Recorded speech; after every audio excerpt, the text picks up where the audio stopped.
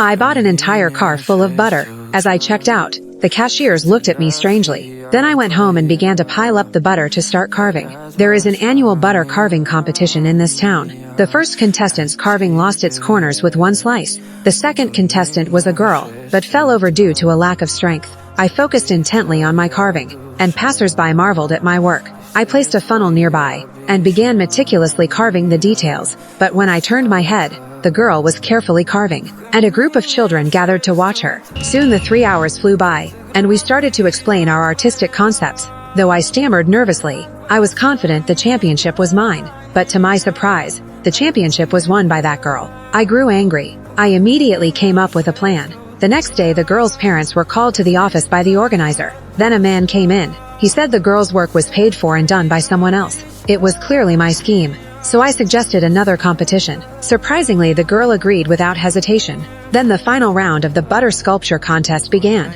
The girl and I had already arrived at the venue. As the whistle blew, we both rushed into the cold storage room and started carving our sculptures. The girl opened her toolbox and pulled out a large knife. She easily sliced the butter with the big knife. I quickly put on my gloves and focused on my carving, but I was too nervous, even accidentally knocked off a corner. As more spectators arrived, we both worked on the finishing touches. Then the competition ended. I sculpted the scene of Kennedy's assassination. She carved a child resting in their mother's arms. It was a tribute to her mother. The host said the results would be announced in 2 days, but that night I secretly sneaked into the venue and damaged the girl's sculpture. On the day the results were revealed, the girl happily arrived at the venue with her father, but she suddenly noticed her sculpture had been melted. Just when I thought I had one, the judges said, the melted face represented the warmth of a mother's love. So in the end the girl won the championship again. I felt very disappointed. Then the girl walked over to me and gave me a hug. This story taught me that we should defeat our rivals with fairness and integrity.